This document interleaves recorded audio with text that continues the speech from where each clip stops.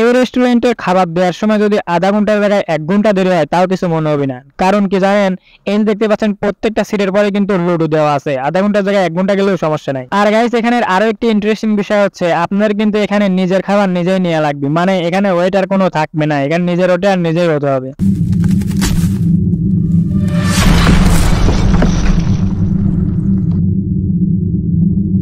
আসসালামু আলাইকুম পাবনার মানুষজন, আশা করি আপনারা সবাই ভালো আছেন আর আমিও ভালো আছি। আর আপনাদের মাঝে নতুন নতুন ভিডিও নিয়ে চলে আইছি।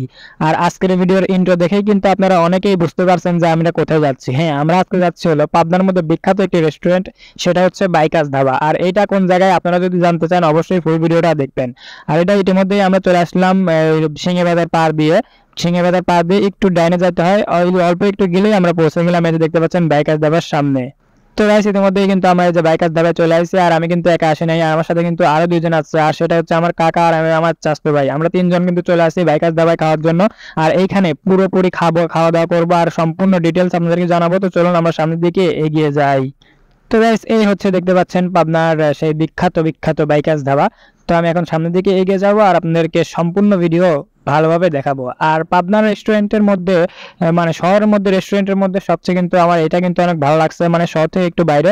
এখানে কিন্তু এই যে দেখতে পাচ্ছেন বসে থাকার জন্য অসাধারণ সিট। আর আপনি যদি টাইম পাস করতে চান অবশ্যই এখানে লুডো খেলতে পারবেন। আর বাইকাস ধাবার ভিতরের দিকে আর লোকেশনটা আমি আপনাদেরকে দেখাবো। চলুন আমরা একটু সামনের দিকে এগিয়ে যাই।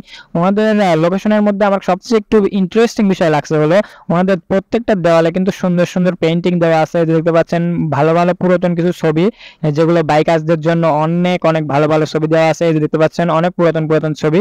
আর এই যে আমি কিন্তু বেশি দেরি না করে খাবারের লিস্টের কাছে চলে যাচ্ছিলাম। এই যে দেখতে পাচ্ছেন এখানে কিন্তু খাবার লিস্ট আছে, ধাবা স্পেশাল অনেকগুলো খাবার আছে।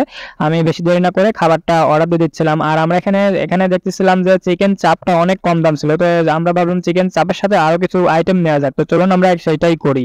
4 minutes later.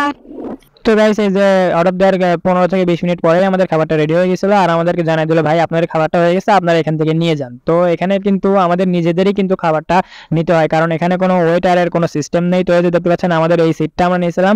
আর এই যে চিকেন চাপ প্রথমে নিয়ে চলে আসলাম। আর তারপরে আরো একটি আইটেম আছে আমরা যেটা নিয়েছিলাম, সেটা হচ্ছে পুরি এবং সাথে নিয়েছিলাম আমরা সস। এই দুইটা নিয়েছিলাম। এই যে দেখতে পাচ্ছেন আমরা কিন্তু পুরি নিয়েছিলাম অনেকগুলো, মানে 30টার মতন পুরি নিয়েছিলাম। মানে এখানকার ছোট ছোট পুরি হয়, আর সাথে কোক নিয়েছিলাম।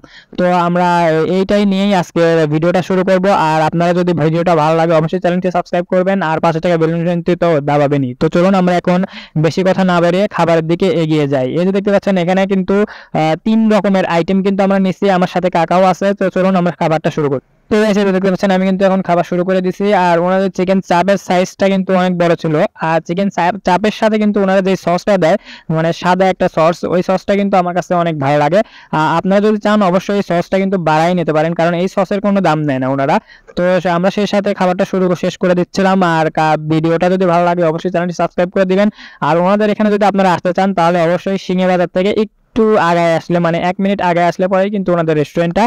আর আরো একটি ইন্টারেস্টিং বিষয় হচ্ছে, ভিডিওটা যদি ভালো লাগে অবশ্যই চ্যানেলটি সাবস্ক্রাইব করে দিবেন। আর যারা ফেসবুক থেকে দেখতে পাচ্ছেন তারা অবশ্যই চ্যানেলটি ফলো দিয়ে দিবেন। আর যদি অবশ্যই ভিডিওটা ভালো লাগে তাহলে লাইক কমেন্ট তো শেয়ার করবেনই।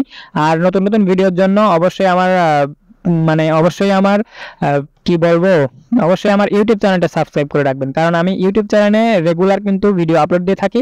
আর আপনারা যদি ভিডিওটা ভালো লাগে তাহলে তো চ্যানেলটা সাবস্ক্রাইব করে রাখবেন।